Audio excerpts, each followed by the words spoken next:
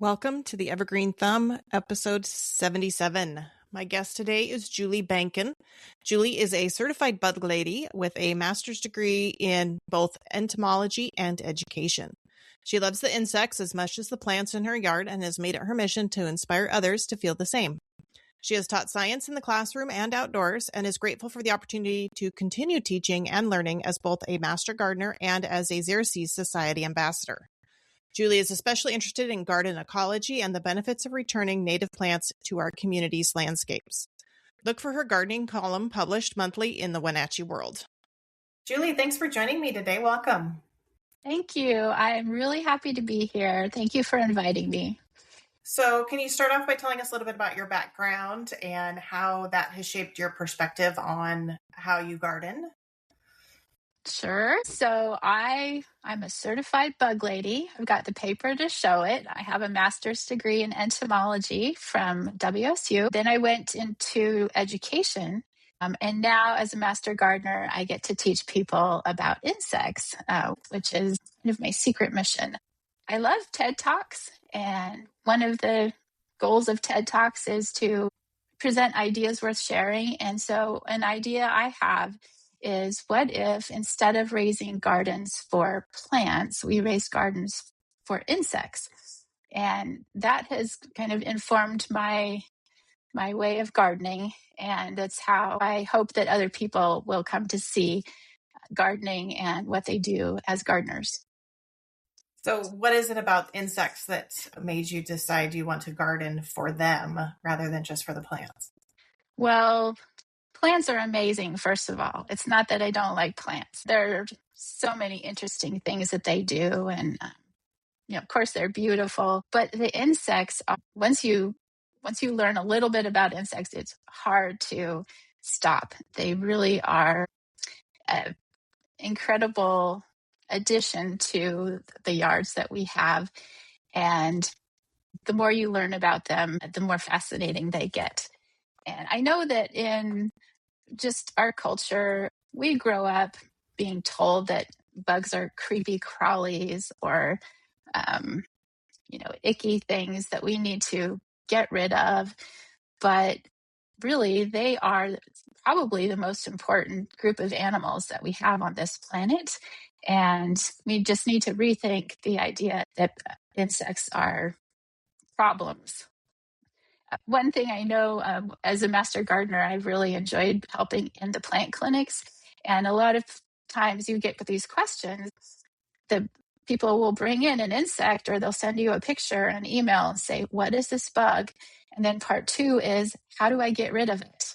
And what I really hope is that people change their thinking. My way of thinking would be, what is this bug? And tell me more about it. What is it doing in my yard? And in a lot of cases, how can I help it? Because they really are so important. So today we're talking a little bit about fall cleanup and how to manage our gardens going into the winter season. So what does that really mean in a home garden, and how can those decisions affect insects in particular? Yeah, well, I guess just like we think that insects are pests to be gotten rid of. Well, fall cleanup is also something I think we need to rethink. Just the word cleanup alone implies that there's a mess that we need to get rid of so that it looks clean again. But really, fall cleanup is a problematic word. What we should do is give it a new name. And I was trying to think of a better name. And the one that I came up with is just fall rest. And not only are we resting, but we're letting our gardens rest for the fall and then for the winter, because that's really what the insects are doing. And insects and other arthropods, I should add, can't forget them. But they are resting and just mostly in a state of diapause while they're waiting out the cold weather and getting ready for spring. How do they actually use our gardens throughout the fall and winter that the typical fall cleanup might affect? That's a really good question. And I think that's kind of the heart of the matter, is that insects are actually using the space that we have in our yards. We think of monarch butterflies. If we're lucky to see them, we know that they are migrating insects. And painted ladies also do some migrating, and green darner dragonflies. So it's kind of interesting. There really are only those 3 in Washington that leave for the cold season. The rest of them stay here. And that means that they need a place to spend the winter. And your yard is their habitat. And it is really a matter of life and death to them. If they don't have a place to spend the winter, then they won't survive. So what we can do as gardeners is, first of all, consider that habitat is so important, and then do what we can to protect it. Because there are lots of ways to answer your question. There are lots of ways that insects are using the habitat that's out there. There are so many. I'm not sure where to start. I guess we could start with the leaves that fall. When the deciduous leaves fall from the trees, they create a beautiful layer of what we call leaf litter. And there's another word that we should probably rethink, because the word litter itself implies that it really is trash. We need to get rid of it, clean it up. But leaf litter, I guess if I were to give it another name, I would call it maybe leaf mulch, because that's really what happens in nature. Is the leaves fall and then they become a mulch that enhances the soil and adds more organic matter to the soil and feeds the small arthropods and microorganisms. And so it improves the soil. But the leaf mulch also creates this wonderful layer of insulation that protects the ground dwelling insects and other small animals that live on the ground. And that's where they spend the winter, under this protective layer of insulation. And of course, it gives lots of places for them to hide from predators. But if you think about it, our winters, well, depending on where you live in the state, over here in Eastern Washington, we get very cold winters. And sometimes when there's no snow, it's very bare, very dry, and very cold. So a layer of leaves provides a blanket for the life that's trying to pass the winter. So leaves are very important. Other plant material is the dry stems of forbs, plants that will die back to the ground in the winter. There is a landscape architect. He's famous, and I got to see his film at the Yakima Symposium. His name is Piet Oudolf. He's a Dutch landscape architect, and I just love his philosophy.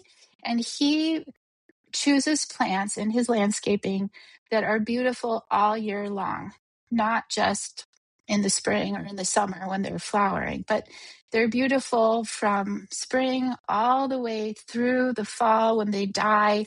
And then in the winter, when they're left standing, they're still beautiful. And that I think that that's an important concept, is to choose plants that look beautiful throughout the year, because if they're beautiful, you won't want to cut them down. The fall cleanup, or the traditional idea that we need to cut everything back to the ground and toss it into the yard waste bin, is unfortunate, because the life that is in those stems is the next generation of insects. For example, there are stem nesting bees that will spend their entire adult life building nests inside the pithy or hollow stems of last year's plants. So all day, every day for weeks, they will go out and forage for pollen. They'll come back to their nest and they'll take that pollen and create a nice ball of what we would call bee bread. And then they lay their eggs on that pollen, and then they'll seal it off with some sort of plant material or mud if it's a mason bee. And then they'll go out and do it again. So back and forth to pollen in your yard. And then they finally probably have 15 or so eggs in a long tube that is a dry stem of a plant. And so if you cut that in the fall and chop it off at the base and toss it into your yard waste bin, the entire life's work of a female stem nesting bee has just been literally tossed into the yard waste. And there's a good word. It really it's been wasted. It's a great loss because that is next year's generation of stem nesting bees. And so by taking care not to cut those stems in the fall, but leave them standing, then next year in the summer, maybe spring, depending on the species of bee, you will have a new generation of bees to go out and pollinate your yard. Leaving your dry stems standing is also good for other animals like birds that would love to feed on the seeds that are drying on the flower heads. So leave them standing for the winter. Cut them though in the spring, and there's a specific way to cut them. If you think about it, you want to create stem nesting habitat. So instead of cutting them to the ground, cut them 12 to 24 inches off the ground, and you can leave them at different diameters so that different species of bees will be attracted to nest in those stems. And the new growth will come up and fill in. You won't even see the dry stems. So it'll be a wonderful sheltered and hidden place for the bees to create their nests. And then the following year, you could repeat. And so you are helping the bees through, first of all, not doing anything, and then later cutting the stems to a height that fits their needs. Are there other garden materials that maybe we should leave in place that help support critters in our gardens?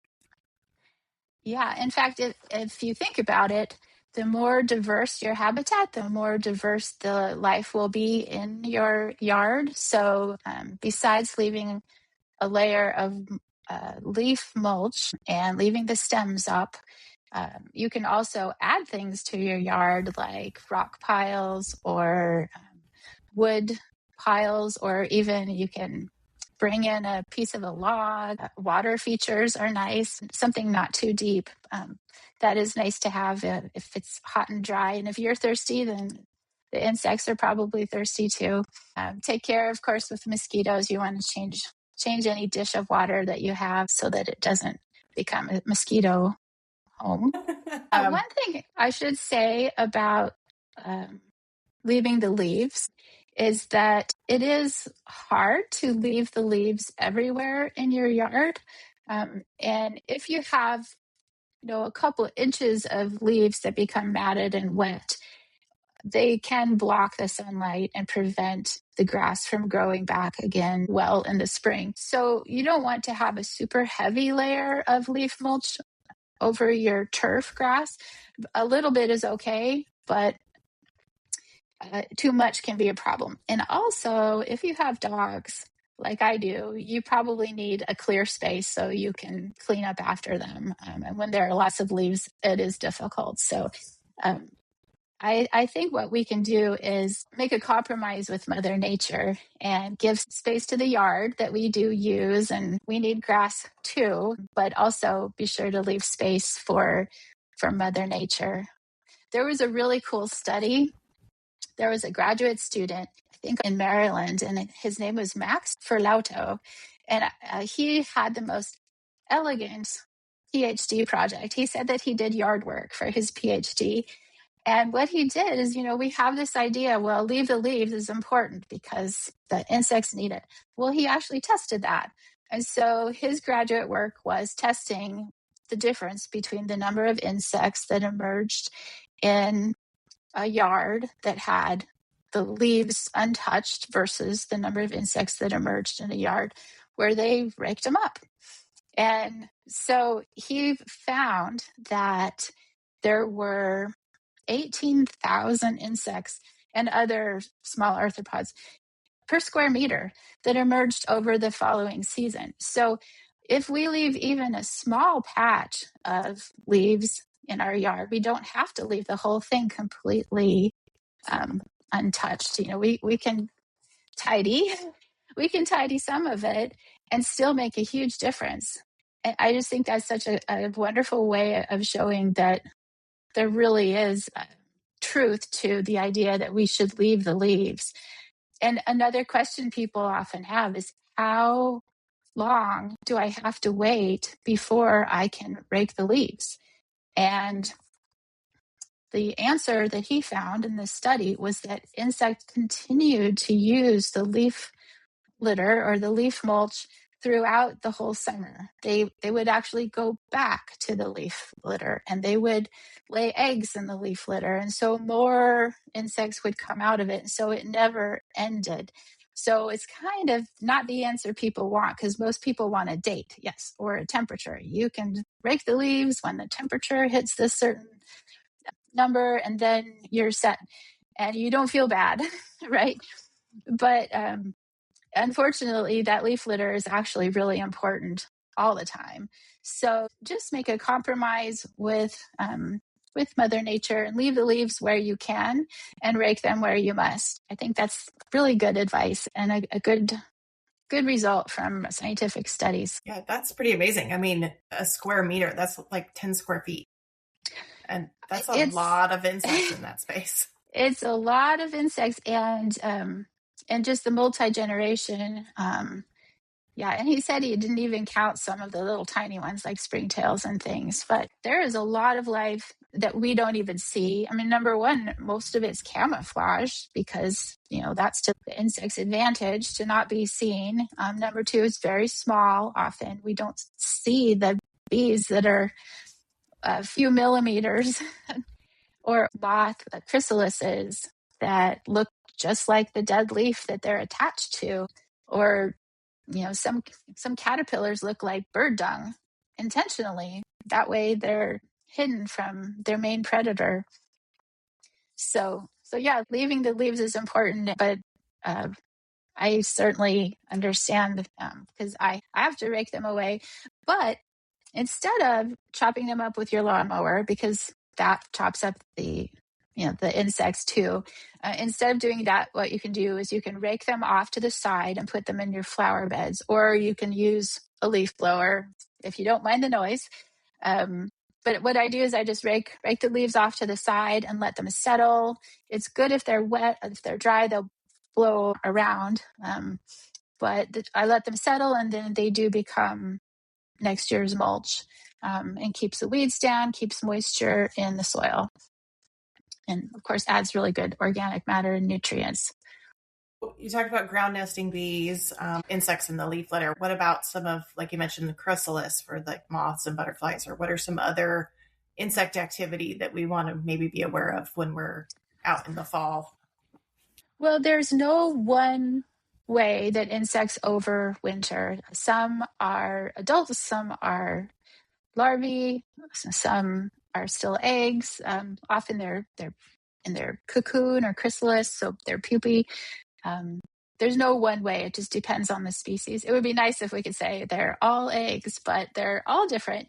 And really, they're so small, which is one of the reasons insects are so successful. They can go all over the place. So any sort of nook and cranny, bark crevices, just there's all kinds of insect life everywhere you look. But especially under the leaf litter, because that's where it's moist and warm and very multi-dimensional space. A lot of beetle larvae will be crawling around, and a lot of them are probably predators on a lot of other insects. So there's a whole ecosystem just down in the leaf litter. I was just thinking of, like, I occasionally get swallowtails, butterflies in my garden, and because they really like the dill. They love feeding on the dill. And so every year I have to be really careful when I'm out in the garden in the fall, because every once in a while I'll find a chrysalis, and usually they're like on the side of my raised bed. And so I'm always worried about, I got to pay attention to them. I'm afraid I'm going to knock them off or something like that Right. when I'm out there working. So, Wow, how lucky is that? And they're probably very camouflaged. Are they hard to see? Or well, our raised beds are cinder blocks. So if you're not paying attention, it'd be easy not to see them. But like once I know they're there, they're easy to see. If it were wood or something like that, they would probably blend right in. And praying mantis egg cases are another thing that you might see attached to a dry stem or the side of your house or a fence post. Yeah, they're also out there. Once you know what they look like, they're a mass, but it looks a little bit like brown styrofoam or tan color styrofoam.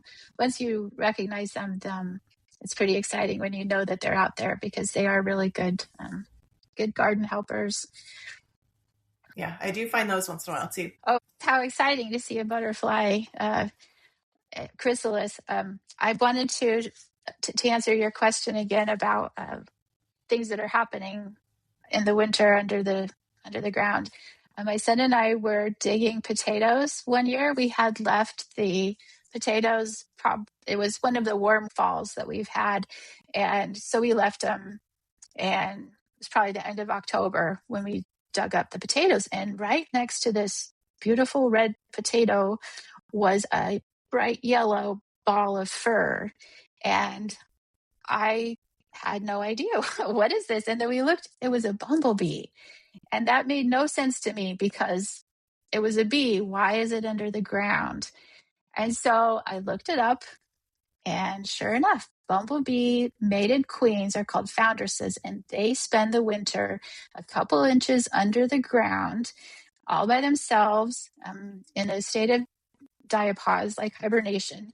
And that is totally normal. So if we hadn't have disturbed her, she would spend the winter like that and then emerge in the spring to go start a new colony. But it was just such a surprise. And that was really what opened my eyes to all these other bees that we don't think of when we hear, save the bees. We think of honeybees because they're like the red delicious apple. That's what you think of when you see an apple, and a honeybee is what you think of when you hear the word bee. But there are so many other kinds of bees, and they are mostly solitary. The bumblebees are solitary only in the winter when the queens are by themselves under the ground. Then they have a colony for the summer. So it's kind of an annual colony. But most of our bees, and we have 600 native bees just in Washington alone, and they're still discovering more. Most of them, they nest in the ground. So like 7 out of 10 nest in the ground. And the others are stem nesters or cavity nesters. And they will nest in the material and, all around you. But anyway, that was a very exciting thing to see this bumblebee. It really opened my eyes to the importance of winter habitat. You were talking about bees, honeybees. I get the impression they're kind of unique in their living situation, Yeah. as a colony in a hive, as opposed to, because the majority of our native bees are solitary bees, or like you said, the bumblebees are selectively in a colony. I'm finding that an interesting correlation that the majority of the bees, native bees, don't live in the same habitat or in the same situation as what we normally think of as a bee. It's the honeybee. Right. Yeah. The honeybee really has stolen the limelight from all the rest of our native bees that are really important pollinators and also essential pollinators to some plants.